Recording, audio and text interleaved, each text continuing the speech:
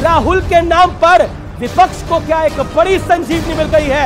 नेहरू जी कह गए इंदिरा से ऐसा पोता आएगा, कैंपेनिंग करेगा कांग्रेस की, भाजपा को जितवाएगा।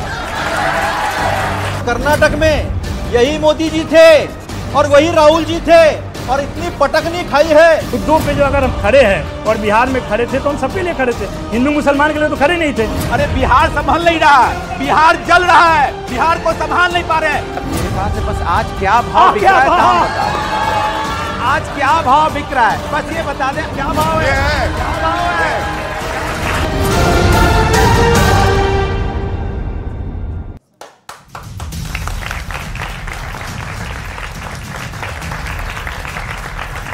नमस्कार व्यूअर्स, मैं हूं अमीश देवगन और आप देख रहे हैं देश का सबसे बड़ा कार्यक्रम, प्राइम टाइम का सबसे देखे जाने वाला कार्यक्रम।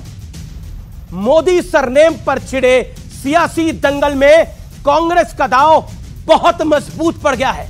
सुप्रीम कोर्ट ने राहुल गांधी को बहुत बड़ी राहत देते हुए उनकी 2 साल की सजा पर फिलहाल रोक लगा दी है। ये वही मामला है जिसके चलते राहुल गांधी की सांसदी और घर तक चला गया था और उन्हें अपना बंगला भी खाली करना पड़ा था।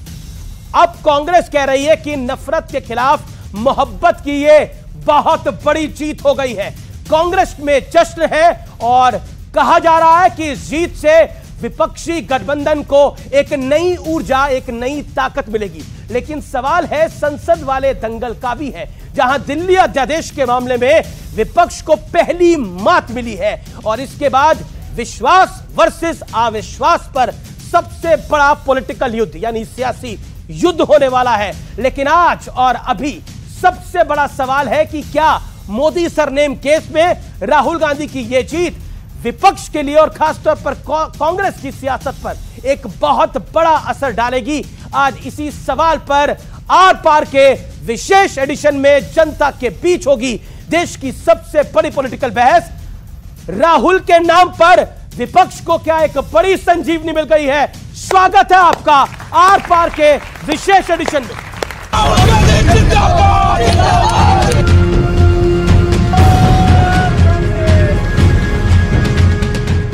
मोदी सरनेम केस में सुप्रीम कोर्ट ने राहुल गांधी को बड़ी राहत दी। सुप्रीम कोर्ट ने राहुल की सजा पर रोक लगा दी। आज नहीं तो कल, कल नहीं तो परसों सच्चाई की जीत होती है। जो भी हो, मेरा रास्ता तो क्लियर है। मुझे क्या करना है, मेरा क्या काम है, उसके बारे में मेरे दिमाग में बिल्कुल क्लैरिटी है। सच्चाई की वो गूंज जिसकी सबसे ज्यादा आवश्यकता है, सच्चाई की वो आवाज, निर्भीक निडर वो आवाज श्री राहुल गांधी की फिर सुनाई देगी। मोदी सरनेम से जुड़े मानहानि के केस में सूरत की निचली अदालत ने राहुल गांधी को दोषी मानते हुए उन्हें 2 साल की सजा सुनाई थी, जिसके बाद राहुल की सांसदी चली गई और उनका बंगला भी चला गया। इस सजा से छुटकारा पाने के लिए राहुल गांधी सेशंस कोर्ट से लेकर गुजरात हाई कोर्ट तक पहुंचे, लेकिन उन्हें राहत नहीं मिली थी। सत्य में जय थे, अंत में जीत सच्चाई की ही होती है और सुप्रीम कोर्ट का फैसले का स्वागत। कोई तोड़ नहीं सांधी का, ये दौर है राहुल गांधी का। अब राहुल गांधी को रोका नहीं जा सकता। सवाल है कि क्या कोर्ट से मिली राहत से विपक्ष को नई ताकत मिलेगी? आज इसी मुद्दे पर होगी देश की सबसे बड़ी बहस। राहुल के नाम पर विपक्ष को संजीवनी। तो आज की इस चर्चा में आपका स्वागत है। जोरदार तालियां जनता जनार्दन के लिए, भारत के लोकतंत्र के लिए और आप तमाम मेहमानों का स्वागत है। मेरे साथ स्टूडियोज में मौजूद हैं कई दिग्गज। मेरे साथ अतुल लौंदे हैं जो कि कांग्रेस के प्रवक्ता हैं, खासतौर पर महाराष्ट्र से आए हैं और कहते हैं राहुल गांधी को जीत दिलाने आए हैं। मेरे साथ अनुराग भदौरिया, प्रवक्ता समाजवादी पार्टी के, आज ये भी बड़े खुश हैं। मेरे साथ नवल किशोर है, प्रवक्ता आरजेडी के, आज ये भी बहुत खुश है। लेकिन मेरे साथ आज एनडीए के 2 घटक भी हैं। मेरे साथ है माधव आनंद, प्रवक्ता आरएलजेडी के, उनका अभिनंदन है, बड़े परेशान दिख रहे हैं। मेरे साथ गौरव भाटिया है, वरिष्ठ वकील है सुप्रीम कोर्ट के और साथ ही साथ प्रवक्ता है भारतीय जनता पार्टी के। गौरव भाटिया, मैं जब स्टूडियो में आ रहा था तो मैंने सोचा कि आपसे क्या सवाल पूछूं। आप तो सुप्रीम कोर्ट के सीनियर एडवोकेट हैं, आपको तो दांव पेच सब पता होंगे, लेकिन मुझे फिर एक गाना याद आया, हाल कैसा है जनाब का। क्या बात है। तो मुझे भी कुछ याद आया जी। जनता कह रही है जी, जनता कह रही है नेहरू जी कह गए इंदिरा से ऐसा पोता आएगा, कैंपेनिंग करेगा कांग्रेस की, भाजपा को जितवाएगा। याद आ जाता है, पता नहीं। आपकी पंचलाइन थी, आपने कहा राहुल को राहत, भाजपा के लिए आफत, एनडीए के लिए आफत। मैं तो कहूंगा राहुल को राहत और कांग्रेस के लिए आफत। और क्यों, मैं बताता हूं भैया। ये कौन है पहले जान लो। सबसे पहले हम, क्या राहुल को राहत बीजेपी के लिए आफत नहीं है? आप खुश हैं इस फैसले से? तो ऐसा किए क्यों भाई? अब एक अपनी बात पे रखो, फट ना जाए, बोल लेने दीजिए, बीच में कूदते रहेंगे। बहुत खुशी, वो भी खुश है। बोल ले।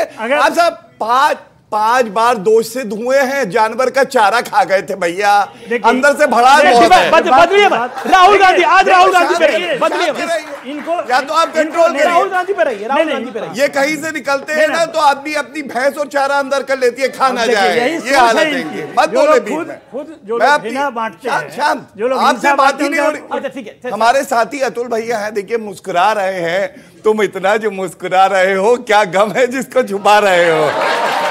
ठीक है, जी जी जी। लेकिन आपने एक विधिक बात पूछी, मैं समझता हूं, लेकिन झटका है ये बड़ा।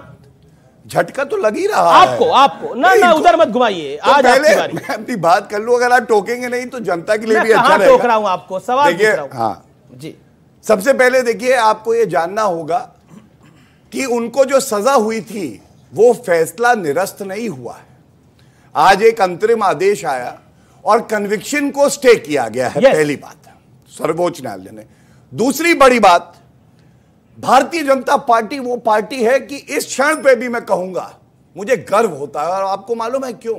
एक बड़ा सवाल इस मंच से उठा रहा हूं नीचे।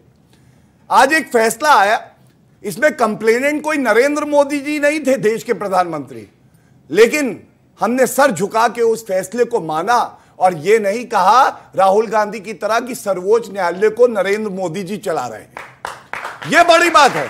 तीसरी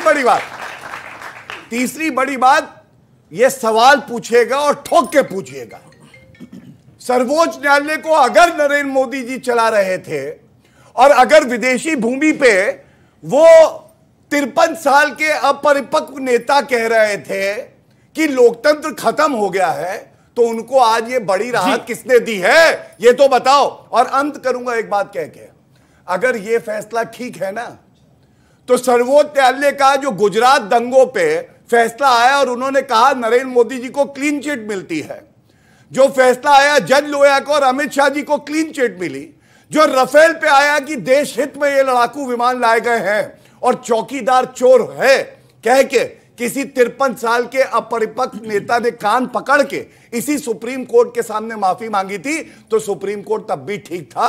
यह सवाल पूछा जाना जी, ठीक है, आपने अपनी बात को वाजे रखा। अब मैं सीधा रुख करता हूं अतुल लौंदे का। अतुल लौंदे, लोकतंत्र जिंदा है, इसका मतलब जिस लोकतंत्र पर कांग्रेस बार बार कुठाराघात करती थी और कहती थी कि बीजेपी पे कुठाराघात करती थी और कहती थी लोकतंत्र को समाप्त कर दिया है, लेकिन उसी सुप्रीम कोर्ट ने आज बड़ी राहत दे दी है। मतलब अपने आप में आज तभी कांग्रेस के तमाम नेता कह रहे हैं सत्य में विजय थे, दीपेंद्र हुडा कह रहे हैं, सचिन पायलट कह रहे हैं। तो जो सच्ची बात है उसे सच नहीं कहा जाए तो क्या कहा जाएगा? अब तुमको देखा तो ये ख्याल आया 24 की बड़ी धूप है, अब वोटों का साया न रहा, तो तकलीफ तो होनी है।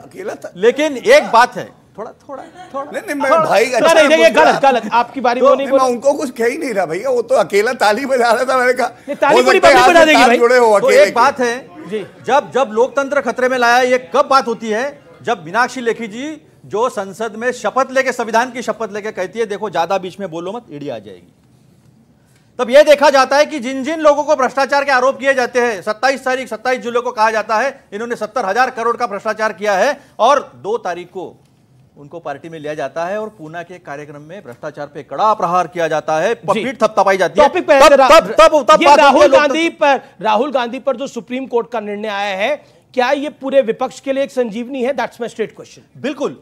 क्यों? देखिए, ये केस तो डाला था पूर्णेश मोद ने जी, वो भी बात हो गई, आज हो गई बात, कोर्ट में जो सुप्रीम कोर्ट में जो बात रखी गई उसमें हो गई, मोद वनी क्या है वो भी सामने आ गया। और उसके बाद आप फर्स्ट एविडेंस नहीं हो तो एविडेंस कैसे क्रिएट किया गया ये भी सुप्रीम कोर्ट के सामने आया है। ये फैसला अचानक से नहीं आया, फैसला दिखा दीजिए, ये फैसला अचानक से नहीं आया है। लेट हिम कंप्लीट, फिर आप अपनी काउंटर करिए। तकलीफ होती है ना, let him make his point. तकलीफ होती है। मैंने कहा हमारे वकील मनु सिंघवी साहब ने मोदबंदी क्या है और फर्स्ट एविडेंस ये नहीं है, इन्होंने सुना नहीं है, तो जो एविडेंस बाद में क्रिएट किया गया, अहमदाबाद हाईकोर्ट में जाकर उस पर स्टे लाया था, बाद में जो है नया एविडेंस क्रिएट किया गया, वो भी भाजपा का कार्यकर्ता निकला था। तो ये भी सच्चाई है, सुनिए ना, तो ये भी सच्चाई है आमिर भाई। तो ये सच्चाई जो है वो सुप्रीम कोर्ट के सामने आ गई और सुप्रीम कोर्ट ने ये भी टिप्पणी की कि हमने 125 पन्ने का सब कुछ पढ़ा है और कन्विक्शन को स्टे कर दिया है। वो बोला गौरव भाटिया ने भी। ओके गौरव भाटिया, मेरा सीधा पॉइंट आपसे ये है कि कांग्रेस अब कह रही है कि आज सुप्रीम कोर्ट में जीते हैं, कल 24 जीत जाएंगे। अब हम देखिए, मैं तो ये कहूंगा कि राहुल गांधी जो उनकी पुश्तैनी सीट थी, जहां पे उनकी बिरादरियों ने मेहनत करके बनाई थी, उस फसल को भी उजाड़ दिया। उस व्यक्ति का नाम राहुल गांधी। अमेठी हार गए थे, स्मृति ईरानी जी आई और वायनाड तक फेंक दिया। दूसरी बात, अमीर जी, वो एक अतुल भाई गुजरात छोड़ के यूपी भी तो आ गए। अरे ठीक है, आप अपनी बात। लेफ्ट एंड राइट दोनों तरफ से क्या कीजिए, गुलेल से ईंटें मारे जा रहे, तोप चलेगी, दोनों गिर जाएंगे। मैं बता रहा हूँ, सुनिए, चला ही रहे। अहंकार जो है यहाँ तक झलकता है सारा तोप। लेकिन एक बात बताइए, आपने बोला तोप चलेगी, ये दोनों गिर जाएंगे। चलिए मान लिया बात, भारतीय जनता पार्टी एक तोप है, तमाम विपक्षी दलों पर वो चल रही है। लेकिन मीनाक्षी लेखी सदन में क्या बोल गई, जो बात अतुल लौंदे ने बोली कि आपके घर भी ईडी भेजूं क्या? आपकी मेंबर ऑफ पार्लियामेंट, सिर्फ मेंबर ऑफ पार्लियामेंट नहीं, केंद्र की मंत्री इस बात को कैसे कह सकती है सदन के पटल के अंदर कि ईडी जहां से चले जाएगी? कैसे कह सकती है? क्या यह मौलिक अधिकार है? क्या यह लोकतंत्र है? संसद के पटल में यह कहना गलती थी या सही था? यही दादा, एक लाइन में जवाब देता हूं जी, सही या गलत। नरेंद्र मोदी जी के नेतृत्व में सीबीआई ईडी बाज बन गया है, भ्रष्टाचारियों को काट रहा है, इसलिए इनको दर्द हो रहा है। किसी के कहने पे किसी के नेतृत्व में कैसे चलेगा? देख लीजिए, ईडी कैसे आप ही की बड़ा पार्टनर है कांग्रेस। एजेंसी को ये बोल रहे हैं कि प्रधानमंत्री का यंत्र है, ये कैसे हो सकता है? इनको मालूम नहीं है। अरे वो इंस्टीट्यूशन है, संस्था है। अच्छा, कौन से एक्ट में है सीबीआई? बताओ, चलो अभी बताओ। अरे सीबीआई करो, कौन से एक्ट में? नहीं बताओ कौन सा एक्ट में लिखा हुआ है कि प्रधानमंत्री का यंत्र है? अब उनको पता नहीं है, ये आ गए। आप ये बताओ कि कौन सा आपके शो में दिखाई दे रहा है। मेरा एक सवाल है, मेरा एक सवाल है, मैं एक रिक्वेस्ट करूंगा। अच्छा, मैं आपकी बताऊंगा, आपको बताया नहीं हूं। आप अपनी बात को 10 सेकंड में समाप्त करिए, अतुल लौंदे, फिर आपकी बता रहा हूं मैं। देखिए, मैं तो इतना ही कहूंगा कि राहुल गांधी को जो है एक स्प्लिट पर्सनालिटी डिसऑर्डर है। और मैं क्यों कह रहा हूं, मैं आपको बताता हूं। क्या कारण है? राहुल गांधी ने इस मामले में कहा मैं माफी नहीं मांगूंगा। अच्छा, आप माफी नहीं मांगो?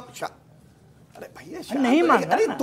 आप कमजोर है भैया, आप बॉम्बे जाइए, वो आ गए चारा घोटाले वाले आ गए। एक मेरा निवेदन है, एनडीए टीम, एनडीए से एक बोले, टीम यूपीए से भी एक व्यक्ति बोले, ये मेरा निवेदन है, ये लोग आपको तय तरीका है। अब मैंने एनडीए से आप सुनिए, एक काम करिए, ये बैलेंस आज मैं बड़ा दिल दिखा रहा हूं, पहले इनको बुला लीजिए। चलिए, आपने लाइन पे बैठोगे, बस बुलवाइए, बोलने दो। अच्छा, आप तय कर लीजिए, टीम इंडिया से कौन बोलने वाला, टीम यूपीए से कौन बोलने वाला? ये बोल रहे हैं, वो तो बताइए। शांत रहो आप। मैं तो शांत हूं ही भैया, ये बोल रहे हैं। देखिए गौरव जी, अगर आपका दिल बड़ा होता तो कोई समस्या ही नहीं थी। आपके दिल मलिन है। आप पूरे देश को यह बताए हैं कि पूरा देश में अगर कोई भ्रष्टाचारी है तो विपक्ष में है। ईडी और सीबीआई इनकम टैक्स 3000 जो छापे मारे, जो कि छापा का खबर छपे पेपर पे, यही कारण था। नहीं तो 99% केसेस क्यों खारिज हो जाते, ये बात आपको बताना चाहिए। दूसरी बात ये है, ये राहुल गांधी के लिए केवल राहत ही नहीं है, ये लोकतंत्र के लिए राहत है और अधिनायकवादी सोच वाले के लिए चेतावनी है कि आप इस तरह का अगर काम करोगे और सोचोगे। आप बोल रहे हैं पूर्णेश मेढी कौन है, बता दीजिए, बीजेपी से जुड़े हैं कि नहीं? नरेंद्र मोदी नहीं है, लेकिन उसी पार्टी के तो है। क्यों उस तरह की बात करते हैं? और ये कहां पे हुआ वो भी बता दें। ये बात सिंपल नहीं है, ये बात बहुत गंभीर है कि जब जनता के लोगों को, प्रतिनिधि को आप नीचा दिखाने का कोशिश करेंगे, संसद के अंदर धमकाएंगे, संसद के बाहर धमकाएंगे, तो इसी तरह का रिजल्ट आएगा। और यही कारण है कि आपको इंडिया गठबंधन से समस्या है। देखिए, मैं इतना ही कहूंगा, ये इंडिया हो नहीं सकता है। और उसकी वजह क्या है मैं बता दूं। जो नेता विदेशी भूमि पे जाके कहे कि लोकतंत्र खत्म हो गया है, जो प्रधानमंत्री जी के लिए कहे तेरी कब्र खुदेगी यहीं पे, जो कहे चौकीदार चोर है, धिक्कार है ऐसे नेता पे, और इसीलिए इंडिया नहीं, ये बहरूपीय हैं, ये जानते हैं इंडिया की ताकत क्या है और इसलिए ये नाम ये रखना चाहते हैं। लेकिन मैं इनकी बात का उत्तर दूं और इनकी भी। मैंने स्प्लिट पर्सनालिटी वाली बात कही थी, एक बहुत तथ्यात्मक बात कहने जा रहा था जब इन्होंने कूद कूद के टोक दिया मुझे। मैं हाईकोर्ट का इसी केस में जो है जजमेंट लेके आया हूं। आपको मालूम है राहुल गांधी ने कहा माफी नहीं मांगूंगा। अच्छा भाई, स्प्लिट पर्सनालिटी इसलिए है कि ये देखिए, unconditional apology was tendered bye Rahul Gandhi supreme court में राफेल केस में। मैं बताऊं, दूसरा, आप माफी नहीं मांगेंगे, आप वैसे कोर्ट के अंदर कहते हैं कि मुझे नहीं याद है कि मैंने बोला क्या है। जब आपको याद ही नहीं है कि आपने बोला क्या है अमीर जी, तो आप माफी कैसे मांगोगे? ये राहुल गांधी। और तीसरा, मैं एक बात और बता दूं, ये सारे इकट्ठे हो जाएं, नरेंद्र मोदी जी वो शख्सियत है, आप देखिएगा, ये डिबेट याद रखिएगा, इतिहास रचेगी। यहां जो जनता बैठी है ना, 303 सीटों का आंकड़ा पार कराएगी भारतीय जनता पार्टी का और 400 एनडीए का। ठीक है, देख लीजिएगा। अब अतुल लोंढे, फिर अनुराग भदौरिया और माधव आनंद जी। ठीक है, अब टीम यूपीए से यानी टीम INDIA, टीम इंडिया जो है, उससे आप बोलेंगे जनाब अतुल लोंढे, जवाब आपका जी। अब इन्होंने कहा कि हम तोफ है, ये है। नदी नाले जब चलते हैं ना तो बहुत जोर से आवाज होता है, और समुद्र होता है ना, शांत होता है। समुद्र की गहराई जब आती है ना तो बड़े बड़े जहाज डूब जाते हैं। इन्होंने भ्रष्टाचार 70 साल हो गए भ्रष्टाचार के आरोप लगा लगाकर, आज एक भी प्रूव नहीं हुआ।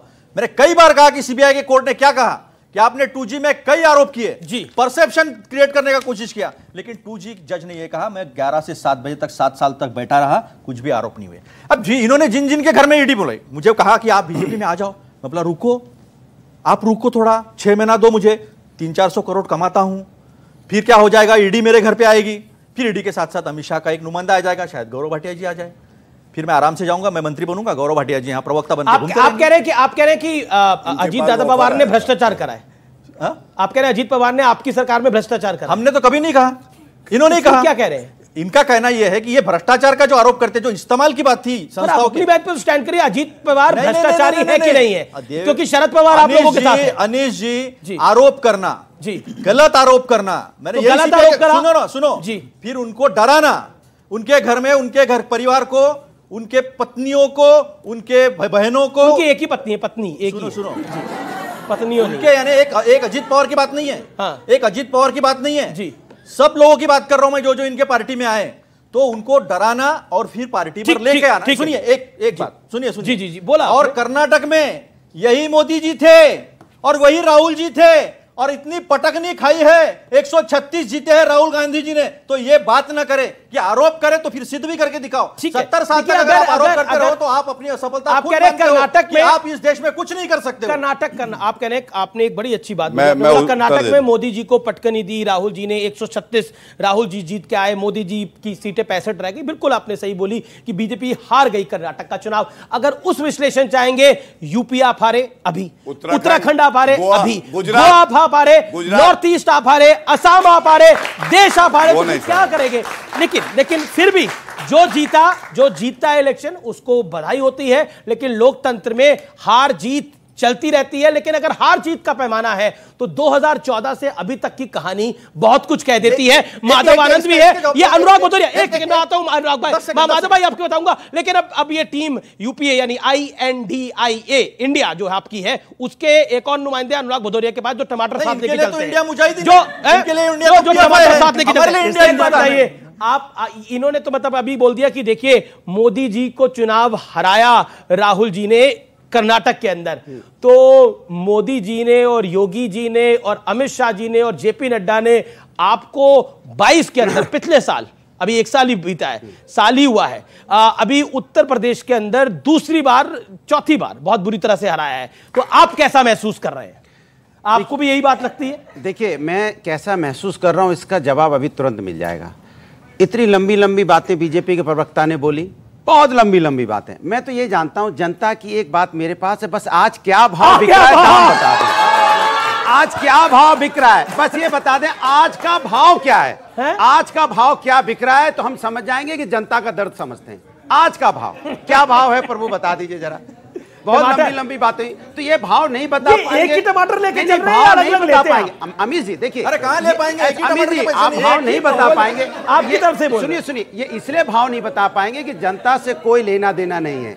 जनता हार रही है महंगाई से, जनता हार रही है बेरोजगारी से, जनता हार रही है क्योंकि ये जनता के बारे में बात नहीं करते, ये हमारी चिंता करते। चुनाव आप हार गए यूपी में। अरे ठीक है, फिर जीत, जनता हार रही है, चुनाव आप हार गए यूपी में। हार जीत लगी रहती है। इसके मतलब नहीं कि भारतीय जनता पार्टी चुनाव जीत गई है तो टमाटर 200 के पार हो जाएगा। इसका मतलब नहीं है कि भारतीय जनता पार्टी चुनाव जीत गई है तो बेरोजगारी बढ़ जाएगी। इसका मतलब नहीं है कि भारतीय जनता पार्टी जीत गई है तो किसानों का दुर्दशा हो जाएगी, किसानों की इनकम दुगनी नहीं होगी। ये तो नहीं है कि जीतने का मतलब। टॉपिक राहुल जी पर क्या कहते हैं? बिल्कुल आपने सही कहा, अमीश जी का मतलब होता है सच्चा और शुद्ध। आपने अपनी डिबेट के स्टार्टिंग में ही कह दिया कि भैया जीत शुरू हो गई। अब लोकतंत्र की जीत हुई है, हमारे न्यायपालिका पे लोगों की आस्था, लोकतंत्र पे लोगों की आस्था है और आस्था का देखिए सबकी मजबूत हुई है, जिस तरह का न्याय मिला है। अब ये समझो जीत की शुरुआत हुई है, अब जनता जिताएगी क्योंकि जनता के सामने बीजेपी एक्सपोज हो चुकी है। मैं पूछना चाहता हूं, परिवारवाद की बात आप करते थे, सत्ता बनाने के लिए परिवारवाद भूल जाते हो। जब भ्रष्टाचार की बात करते थे, भ्रष्टाचार को अपनाने, जब भ्रष्टाचार के लोग आपके साथ आते हैं तो भ्रष्टाचार भूल जाते हो। और पार्लियामेंट के अंदर में इनकी नेता अगर ये कहेंगे जवाब देंगे, आप कुछ बोलोगे तो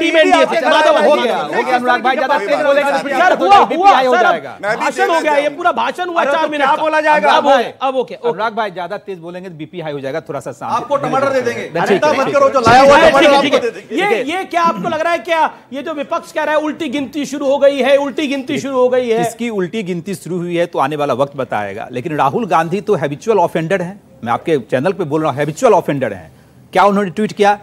नफरत पे मोहब्बत की जीत। बहुत अच्छा, पहले नफरत फैलाओ, तुष्टीकरण की नीति अपनाओ, नफरत फैलाओ और फिर मोहब्बत की बातें करो। ये अनफेयर है। एक मिनट, टीम एनडीए से कोई नहीं बोला, बीच में नहीं बोला। तो जो हैबिचुअल ऑफेंडर हो, जो जानबूझ के इस तरह के बयान देता हो, समाज को बांटने वाला बयान देता हो और पुनः जैसे कहता हो कि मोहब्बत की जीत हो, किस मोहब्बत की आप बात कर रहे हो? चलो मान लिया, ठीक है, उनकी बड़ी जीत हुई। आदरणीय सुप्रीम कोर्ट ने जो दिया, जजमेंट दिया, सबने स्वागत किया, एनडीए के लोग ने भी स्वागत किया। सुप्रीम कोर्ट सुप्रीम है, जो भी उनका आया। लेकिन आप कहते हो कि इंडिया जो है बहुत मजबूत हो गया, इंडिया अलायंस मजबूत हो गया। कौन सा इंडिया अलायंस में तो अब मारामारी हो जाएगा कि राहुल बाबा प्रधानमंत्री बनेंगे, ये पकड़ के बोला भाई, ये बोली बात अब तो राहुल प्रधानमंत्री बनेंगे। एक मिनट मेरी बात पूरी नहीं हुई है, अनुराग का जवाब आना चाहिए। बात पूरी नहीं हुई है, राहुल गांधी के जवाब दे दूं?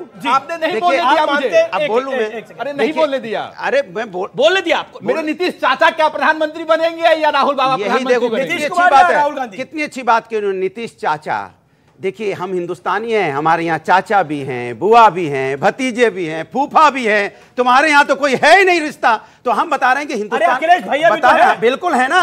तो मैं कह रहा हूँ अरे क्यों नहीं है, बता ही दिया मेरे। अब देखिए मजेदार बात देखिए, मजेदार बात देखिए, हमारे पास कितने चेहरे हैं लोकतंत्र में, हमारे पास चेहरे ही चेहरे हैं। इनके पास दूसरा चेहरा ले लेंगे, अगर नाम ले भी लिया इन्होंने तो जीभ लड़खड़ा जाएगी। ठीक है, ठीक है।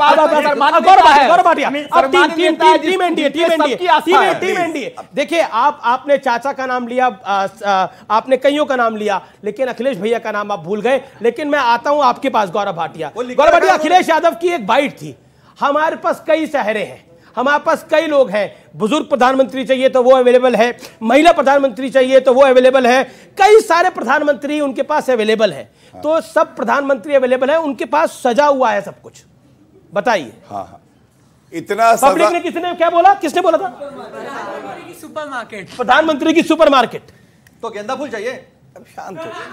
प्रधानमंत्री होता है ना, गेंदा फूल होता है ना गुलाब का फूल होता है, प्रधानमंत्री होता है। देखिए ऐसा है, तो इनके पास अगर आपको रेपिस्ट चाहिए तो रेपिस्ट भी देंगे। गायत्री प्रजापति रेपिस्ट। अब जवाब भी आना होगा, इनके पास सीरीज है, अब इससे जवाब मिलेगा। एक लाइन अब रेपिस्ट के जवाब मिलेगा।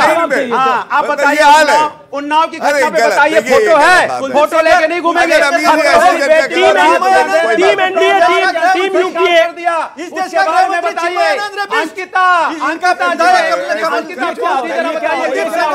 ये क्या हो रहा है? कुलदीप सेंगर इतना बवाल मच गया, कौन सी फोटो दिखा दी?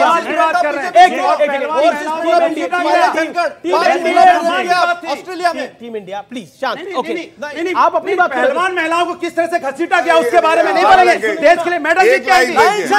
मणिपुर में महिलाओं के साथ क्या अन्याय हुआ उसके बारे में बोलने की हिम्मत है? बोलिए, मणिपुर में बेटियों के साथ कितना अन्याय हुआ? उत्तराखंड में अंकिता यादव पूरे सबूत मिटा दिए इन्होंने 1 साल तक करते रहे। लगाने की बात है, जब मुद्दों पे बात हो रही है तो इस तरह मुद्दों पे फोटो लेके घूम रहे हैं यहाँ पे। एक जगह एक मेरा निवेदन है, आप लोग सारे पार्टी के सम्मानित नेता हैं, हाथरस पे भी जवाब आना चाहिए। आप एक सेकंड, आप अंकिता पे भी जवाब आना चाहिए। आप शांत रहिए, उन्नाव पे भी जवाब आना चाहिए। शांत रहिए, महिलाओं पे भी जवाब आना चाहिए। अनुराग ये तरीका नहीं होगा, आप रायता मत फैलाइए। उन्होंने दिखाया, अरे रायता वो फोटो दिखा रहे हैं, आप रायता बता रहे हैं। ब्रजभूषण शरण सिंह इनका सांसद है, इतना बड़ा रेपिस्ट। ठीक है, एक सेकंड, अब उनकी बात को रखने दीजिए। अब जवाब नहीं है, चुप हो गए। फोटो कहां गई? मैं अखिलेश का तोता हूँ, जेब में टमाटर रख के सोता हूँ। क्या भाव है? ये क्या भाव है? क्या भाव है? भाव पूछो, भाव क्या भाव है टमाटर? ये इनको टमाटर का अरे भाव भैया नहीं सब्जी पता की है। दुकान को हटाओ अरे यार वो क्या तोता तोती सब्जी की दुकान को हटाओ। आपने भी बहुत कुछ बोला, आपने भी बहुत मैंने नहीं किसी को तोता बोला, मैंने बोला क्या कौन तोता है? आपको कोई किसी को मोदी जी का कुत्ता बोलते अच्छा लगेगा क्या? वो भी बोल सकते हैं हम भाई तोता मर्यादा रखिए, मर्यादा रखिए। सारे जानवर आ जाएंगे फिर। देखिए ऐसा है कि मुझे ये पता है कि जब कांग्रेस के नेता जाते हैं तो वहां पे पिद्दी पहले बिस्किट खाता है, प्लेट पे चाटता है, उसके बाद ये जाते हैं। झूठ तो बोलता है। कुत्ते की बात मत करो भैया, कांग्रेस पार्टी की हैसियत सबको पता है। ये शब्द ना हम बोले किसी तो जब उन्होंने बोला था ना, देखो इन्होंने पहले भी कहा, इन्होंने राहुल जी के बारे में इतनी गंदी टिप्पणियां की है, इन्होंने इतनी गंदी। मैं ये गलत बात है, मैं ऑब्जेक्शन कर रहा हूँ, मेरी बात पूरी नहीं हुई है।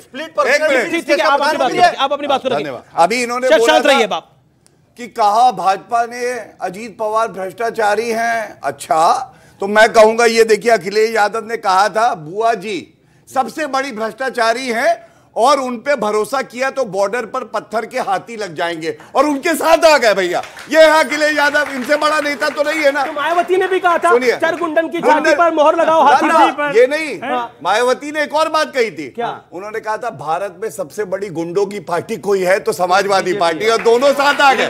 ये अभी लाया हुआ वो भी। लेकिन बड़ी बात मैं आपको बताता हूं, देखिए 2017 में 27 साल यूपी बेहाल का नारा लगा रहे थे राहुल गांधी, उसके बाद जाके बैठे टूटी साइकिल पे जो पंचर है, और हरा दिया जनता ने। योगी आदित्यनाथ जी मुख्यमंत्री बन गए 2019 में। बीच में नहीं आप बोलिएगा ना, कोई दिक्कत नहीं। 2019 में समझ गए भैया भारतीय जनता पार्टी है, नरेंद्र मोदी जी, योगी जी, इनसे लड़ नहीं पाएंगे, सब इकट्ठे हो जाते हैं। इस बार मायावती के साथ कूद के गए। ये कहाँ से आ गए भैया? 38 दल कहाँ से आया? बिहार से। बिहार से 27 साल यूपी, बिहार से। 38 दल कहाँ से? 27 साल सब एक साथ जाते हैं, आप अकेले कहाँ आते हैं? 25 साल में आपको याद नहीं आता है जी? 25 साल में याद नहीं आता है। एक और सवाल ले लीजिए। जब आप अरे सवाल के पहले एक सवाल पूछ लीजिए, लालू 5 बार दोष से धुए, वो फैसला मानते हैं नहीं? पूछ लीजिए, इतना ही पूछ लीजिए। लालू यादव भ्रष्टाचारी है कि नहीं? बोलिए, बस इतना बताइए। एक्सटेंशन पे अधिकारी आप रखेंगे सुप्रीम कोर्ट के टिप्पणी के बावजूद, तो यही होगा, इंडिया को बर्बाद करने का यही काम होगा। सुनिए, आप सुन लीजिए पहले। लेकिन वो चाहे कितना भी जुड़ेगा युवा, जीतेगा इंडिया। इंडिया ही जीतेगा। जिंदाबाद। ओके, पब्लिक करिए राहुल गांधी जिंदाबाद। बोलिए जी। अरे इंडिया जिंदाबाद बोलो। मैं इनकी बात से सहमत हूँ। राहुल गांधी जिंदाबाद ना बोले, बोलो जिंदाबाद। मैं इनकी बात से सहमत हूँ। इंडिया जब इंडिया होगा इंडिया जीतेगा। लेकिन जो कहते थे भारत तेरे टुकड़े होंगे, इंशाअल्लाह उनकी कब्र कूदेगी और जनता खोदेगी। राहुल गांधी कौन कह रहा था? राहुल गांधी जिंदाबाद। सवाल ओके क्या एक खड़े होकर अखिलेश यादव की बात कर दे तो ओपी राजभर जो बोलते हैं कि यमराज भी आएगा तो भी बीजेपी के पास नहीं जाऊंगा, और वहीं बीजेपी में जाके शामिल हो जाते हैं, उसमें क्या बोलेंगे गौरव भाटिया? ठीक है जी। पर पीडीपी के साथ अब आप आ गए। अरे महबूबा से इनको मोहब्बत नहीं है, इस्तेमाल कर रहे हैं। गलत है, गलत। पीडीपी इन्होंने कहा पीडीपी भारत तेरे टुकड़े टुकड़े है, और ये कहकर दूसरे ही महीने में जाके बैठ गया। एक सवाल है, कभी नहीं कहा था। अतुल भाई से एक सवाल। अच्छा पूछ लीजिए सवाल, फिर मैं आ रहा हूं। आज मुस्कुरा रहे, बोलो सवाल पूछो। मतलब सोचिए, आराम से। हजारों डिबेट हुई, हर बार कांग्रेस का प्रवक्ता निराश, आंखों से आंसू, छाती पे आग लगी है। आज हंस रहे कम से कम, ठीक है। ये बताइए लोकतंत्र भारत का जिंदा है या नहीं है, ये बताइए बस। ठीक। सब जानना चाहते। राहुल गांधी कहते नहीं है जिंदा। आप क्या कहते हैं? लोकतंत्र के लिए हम लड़े और लोकतंत्र के लिए हम जीते भी हैं। पलटूरा। व्यूअर्स रुकेंगे एक ब्रेक के लिए आर पार में, लेकिन ब्रेक के बाद देश की जनता पूछेगी नेताओं से सवाल। आप देख रहे हैं देश का सबसे बड़ा पॉलिटिकल डिबेट शो आर पार। क्या 2 बार गलत बोल रहे, 24 बार बोले, इनको ये भी नहीं पता है 9 साल में, इनको पता ही नहीं है। छोड़िए, आप 2 बार बोले, चलिए राजनीति छोड़ दीजिएगा अगर 2 बार बोले। अगर 2 बार बोले राजनीति छोड़िएगा।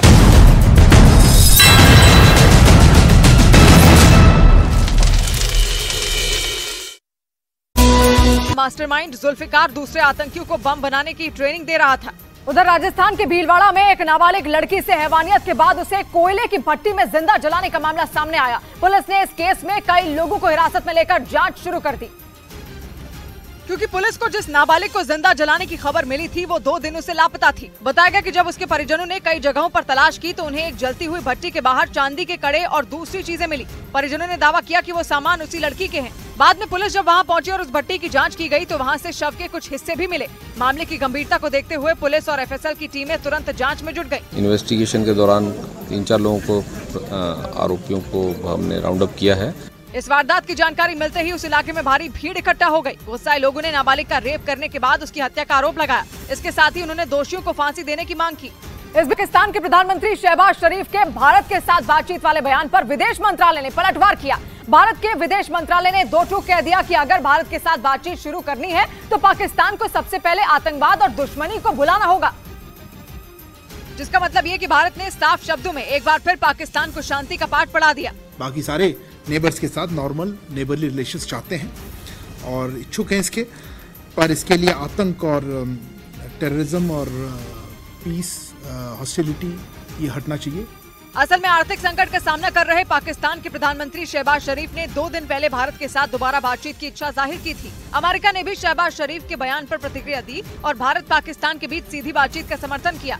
लेकिन भारत ने आतंकियों को पनाह देने वाले पाकिस्तान से बातचीत पर पलटवार करके शहबाज के इरादों पर पानी फेर दिया। उधर गिरफ्तारी के खतरे के बीच इमरान खान के ऊपर एक और संकट मंडराने लगा। खबर है कि वहां का चुनाव आयोग जल्द ही इमरान खान की पार्टी पीटीआई से उसका चुनाव चिन्ह छीन सकता है और अगर ऐसा हुआ तो पाकिस्तान में इसी साल होने वाले चुनाव में इमरान खान की मुश्किलें बढ़ सकती हैं, क्योंकि आशंका जताई गई कि पाकिस्तान का चुनाव आयोग उनकी पार्टी पीटीआई की मान्यता तक रद्द कर सकता है। ऐसा इसलिए क्योंकि इमरान की पार्टी पीटीआई के अध्यक्ष पद के कई सालों से चुनाव ही नहीं हुआ। पाकिस्तान के चुनाव आयोग के मुताबिक पीटीआई में चुनाव कराने की आखिरी तारीख 2021 के जून की थी। हालांकि पीटीआई में पार्टी के अंदर होने वाले चुनाव फिर भी नहीं कराए गए, जिसके बाद ये आशंका जताई जाने लगी कि पाकिस्तान का चुनाव आयोग पीटीआई के बैट वाले चुनाव चिन्ह को रद्द कर देगा। इस बीच 3 दिन पहले खैबर पख्तूनख्वा में एक हुए आतंकी हमले के लिए पाकिस्तान के प्रधानमंत्री शहबाज शरीफ ने अफगानिस्तान के लोगों को जिम्मेदार बताया। उन्होंने आरोप लगाया कि अफगानिस्तान के लोगों ने टीटीपी के आतंकियों की मदद की और उन्हीं की मदद से पाकिस्तान को दहलाने की योजना बनी। शहबाज शरीफ ने आरोप लगाया कि पाकिस्तान और अफगानिस्तान की सीमा के पास रहने वाले अफगानी शरणार्थियों ने टीटीपी के आत्मघाती हमलावरों की मदद की और शहबाज के मुताबिक उन्हीं लोगों की मदद से टीटीपी के आतंकी पाकिस्तान में दाखिल हुए, जिसके बाद वहां एक के बाद एक कई धमाके हुए। इसके अलावा उन्होंने ये भी दावा किया कि बाजौर में हुए उस घातक हमले की प्लानिंग तालिबान ने की। उन्होंने आरोप लगाया कि तालिबान लगातार टीटीपी को अंदर खाने मदद कर रहा है ताकि वो पाकिस्तान में माहौल बिगाड़ने में कामयाब हो सके। उधर पश्चिमी मीडिया के मुताबिक ग्रेन डील से रूस के हटने के बाद तुर्की ने एक बार फिर समझौते की पहल कर दी। पिछले साल जुलाई महीने में तुर्की और संयुक्त राष्ट्र की मध्यस्थता के बाद ही रूस इस समझौते में शामिल हुआ था, जिसके तहत यूक्रेन का अनाज काला सागर से होते हुए दुनिया के कई देशों को एक्सपोर्ट होता था। लेकिन 2 हफ्ते पहले रूस ने पश्चिमी देशों पर अपने अनाज निर्यात में रुकावट डालने का आरोप लगाते हुए इस डील से हटने का फैसला कर लिया, जिसके बाद काला सागर के रास्ते होने वाले यूक्रेन के अनाज निर्यात पर ब्रेक लग गया, क्योंकि यूक्रेन को वहां अपने जहाजों पर रूसी हमलों का खतरा दिखाई देने लगा। लेकिन ग्रेन डील खत्म होने से दुनिया में गेहूं की कीमतें बढ़ गई और कई देशों में खाने का संकट खड़ा हो गया। दावा किया गया कि इसी बीच तुर्की के राष्ट्रपति रेजिप ताइप एर्दोआन ने पुतिन को मनाने के लिए उनसे फोन पर बात की ताकि पुतिन यूक्रेन के साथ अनाज समझौता करने के लिए तैयार हो जाए। लेकिन पश्चिमी मीडिया के मुताबिक पुतिन ने तुर्की के राष्ट्रपति से साफ कह दिया कि वो ग्रेन डील में दोबारा तभी शामिल होंगे जब पश्चिमी देश रूस के अनाज निर्यात में रुकावट नहीं डालने का भरोसा देंगे। लेकिन पुतिन की शर्त के बीच ही यूक्रेन के राष्ट्रपति व्लादिमीर ज़ेलेंस्की ने ओदेसा के बंदरगाह पर हमलों को पूरी दुनिया के लिए आपदा बता दिया।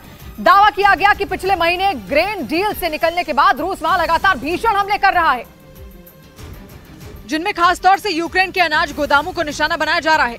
एक रोज पहले ही यूक्रेन ने आरोप लगाया कि रूस के ड्रोन हमलों में ओदेसा के बंदरगाह पर मौजूद उसके अनाज गोदाम में रखा करीब 40,000 टन गेहूं जलकर राख हो गया।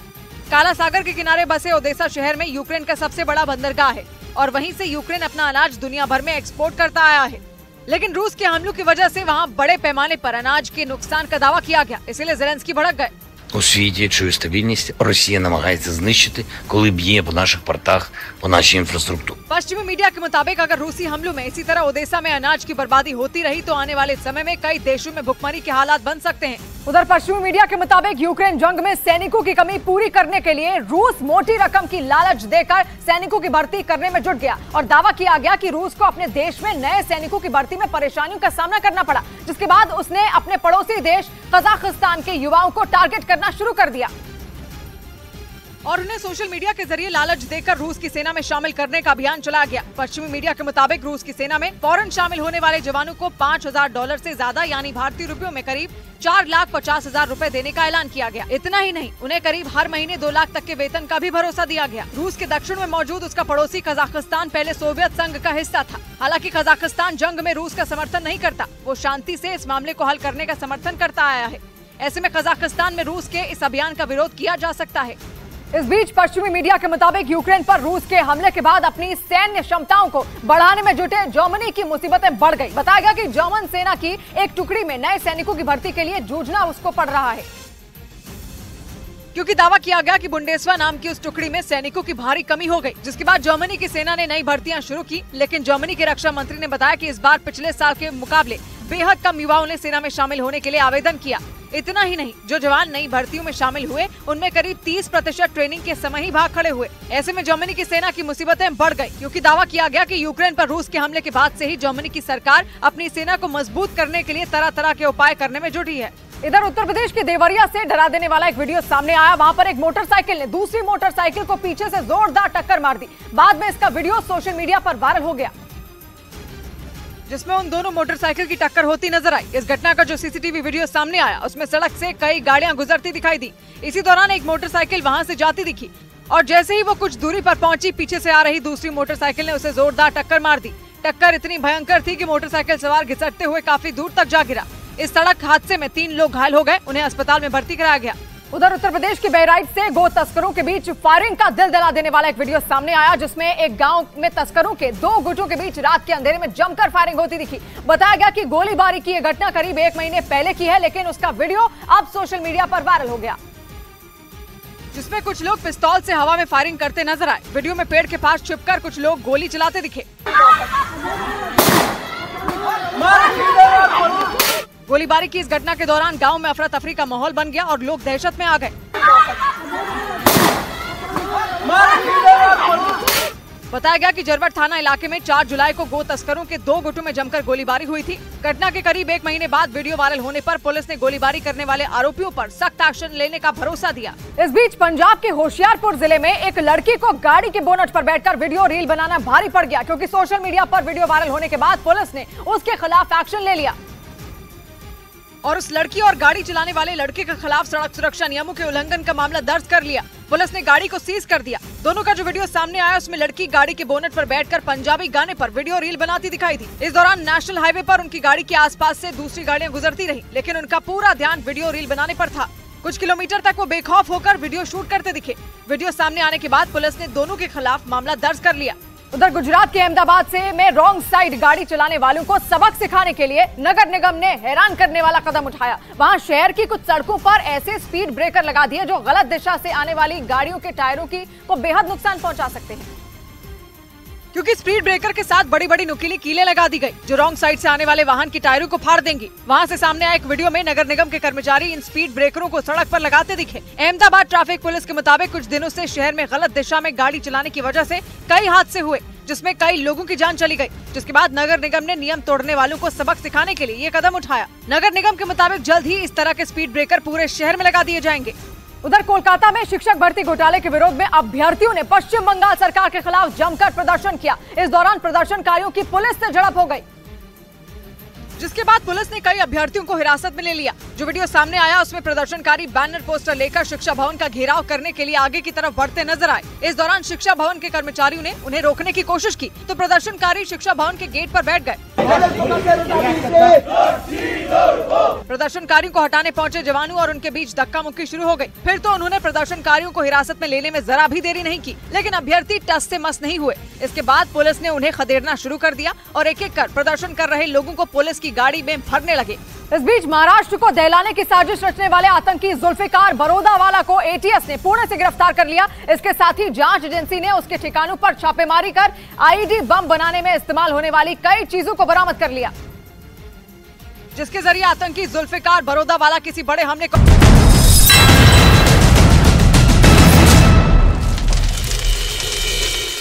और इस समय हमारे साथ एक्सक्लूसिव बातचीत करने के लिए जुड़ रहे हैं सचिन पायलट, पूर्व केंद्रीय मंत्री, पूर्व डिप्टी सीएम राजस्थान के, कांग्रेस पार्टी के वरिष्ठ नेता।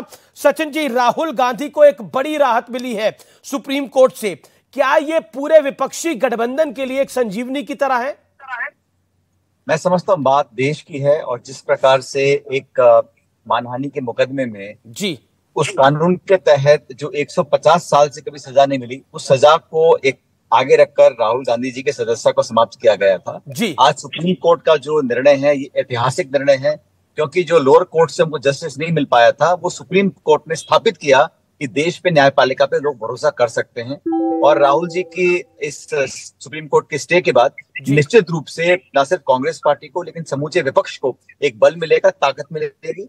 जी, लेकिन कोर्ट ने यह भी कहा, इस बात में भी कोई शक नहीं है, जो भी कहा गया वो अच्छा नहीं था। नेताओं को जनता के बीच बोलते वक्त सावधानी बरतनी चाहिए, ये कॉशियस अप्रोच भी ऑनरेबल सुप्रीम कोर्ट ने दी।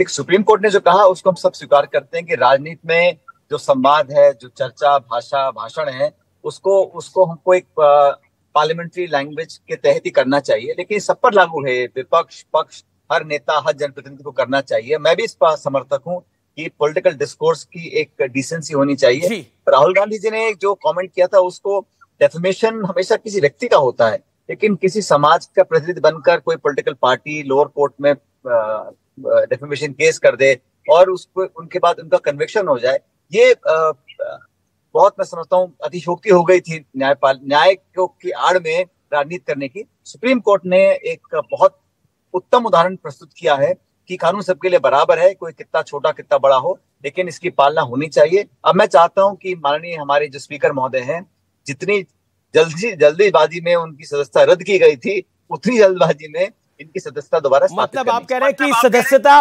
राहुल गांधी की जो रद्द हुई है वो जल्दी से त्वरित तरीके से वापस आनी चाहिए, और आप चाहते हैं कि जब नो कॉन्फिडेंस मोशन आएगा उसमें राहुल गांधी बोले लोकसभा में। जो ऑनरेबल स्पीकर हैं वो भी मर्यादाओं और कानून से बने हुए हैं।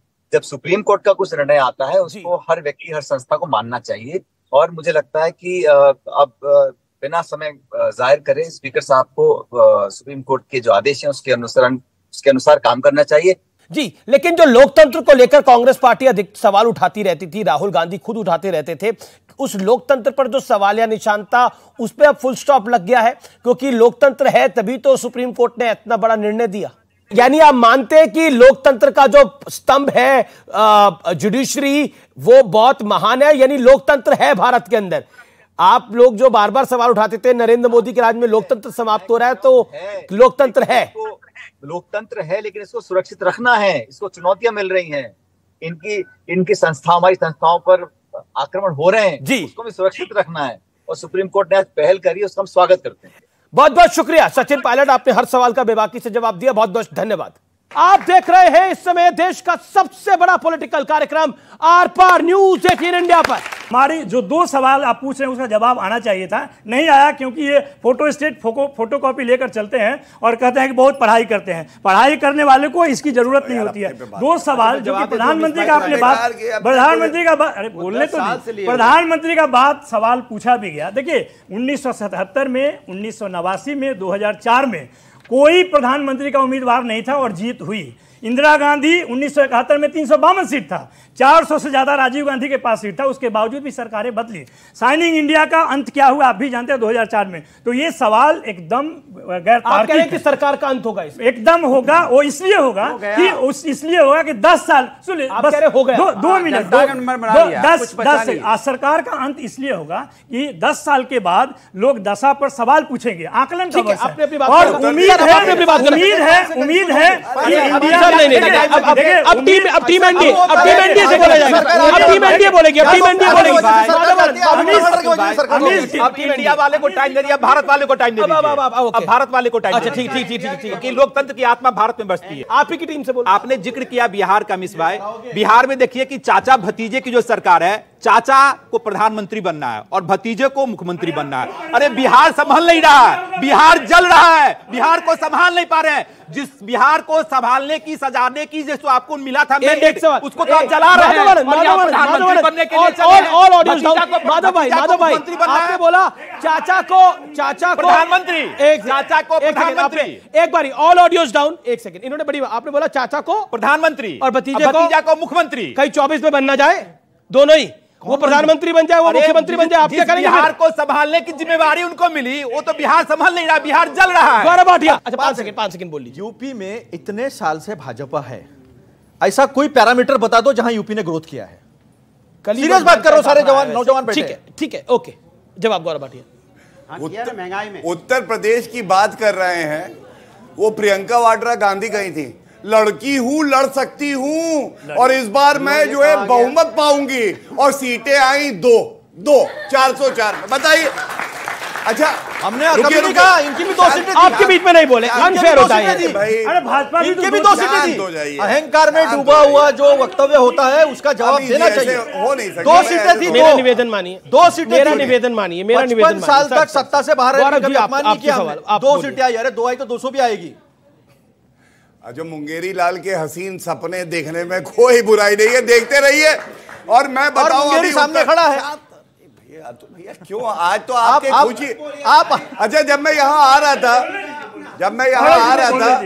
मुझे नहीं लग रहा था कि इतने बौखलाए होंगे। आज तो राहुल गांधी को राहत मिली है। तोता निकालते हो, बाज निकालते हो, हमने थोड़ा कुत्ता निकाल दिया और थोड़ा मुंगेरी निकाल दिया। क्या बुरा हो गया उसमें? ये राहुल गांधी को कुत्ता बोलेंगे तो मुझे आपत्ति होगी, ऐसा मत बोलिए राहुल गांधी के बारे में। मैंने सॉरी, मैं आपत्ति दर्ज करता हूँ। हमारे देश के नेता है, अगर राहुल गांधी को इन्होंने कुत्ता बोला, मुझे आपत्ति है, मुझे आपत्ति है।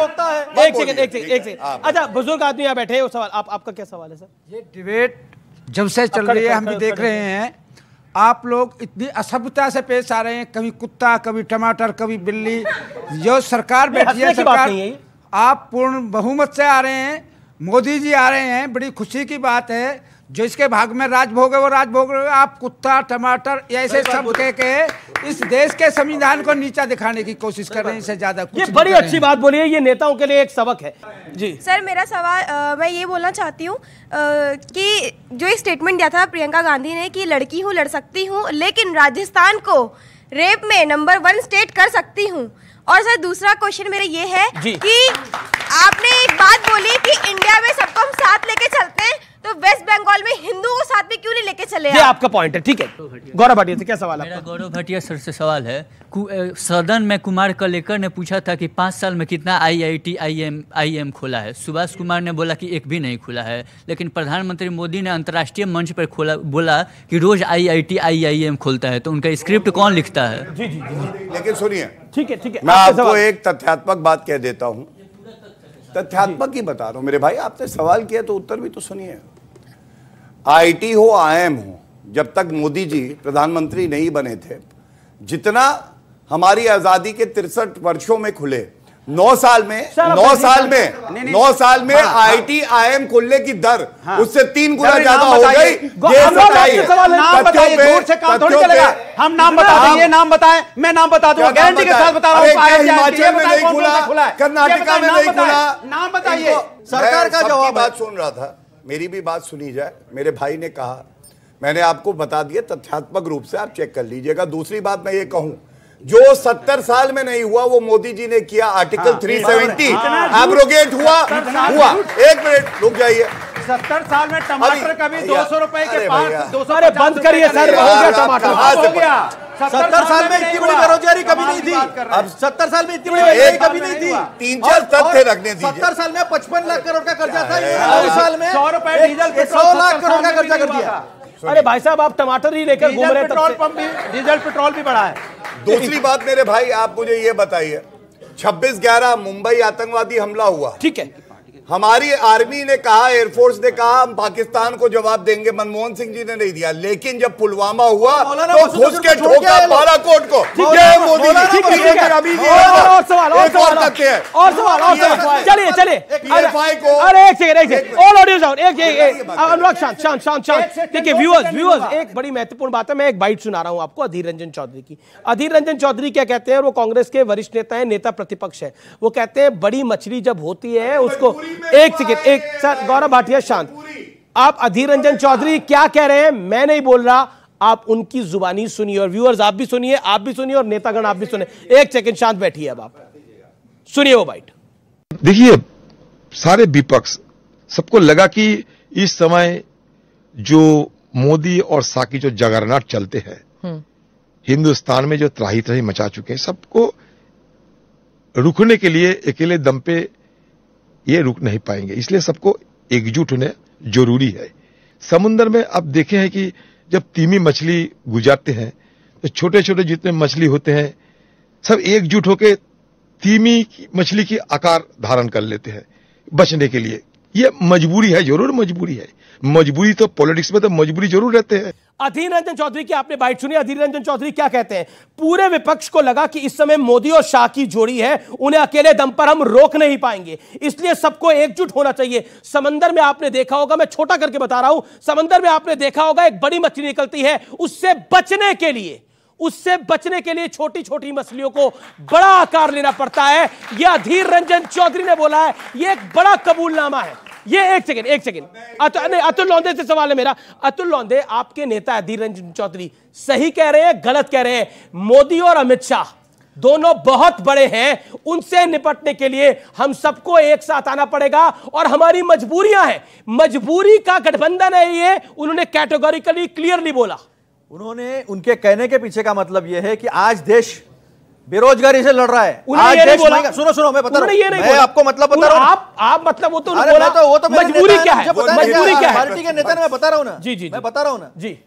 उन्होंने ये कहा कि इस देश का युवा बहुत सबसे ज्यादा 70 साल की बेरोजगारी से लड़ रहा है। इस देश में 70 साल में 55 लाख करोड़ का कर्जा था, ये 9 साल में इन्होंने 100 लाख करोड़ करके 155 लाख करोड़ का कर्जा कर दिया। अभी आज ईपीएफओ का डेटा आया, बहुत झूठ बोलते रहे लोग। ईपीएफओ का डेटा ये बताता है कि 2,40,000 के ऊपर रोज का हर साल का रोजगार निर्माण नहीं किया। इनकी ही सरकार जो है वो जवाब देती है। लेकिन जो सवाल है ये सब, मुझे विपक्ष से ले लीजिए। अनुराग भदौरिया, आप मजबूर हैं साथ आने के लिए। जो बात अधीर रंजन चौधरी ने बोली, देखिए एक सवाल मैं पूछ रहा हूं। नहीं, सवाल मेरा है, जवाब आप दें। मैं दे रहा हूं। सवाल मेरा है, जवाब दें। आप मजबूर हैं जी। अधीर रंजन चौधरी जी की जो बोली भाषा है वो बंगाली है। एक सेकंड बोल रहे हैं। उनकी बोली भाषा बंगाली है, तो वो बोलने में थोड़ा सा उनकी हिंदी थोड़ी गड़बड़ होती है, लेकिन उनका कहने का मतलब ये है कि जिस तरह से देश के साथ अन्याय हुआ है और राष्ट्र बचाने के लिए राष्ट्र के लिए हम सब एक साथ खड़े हैं। राष्ट्र के मुद्दों पे हमारे वैचारिक मतभेद हो सकते हैं, लेकिन राष्ट्र की बात पे हम सब एक साथ।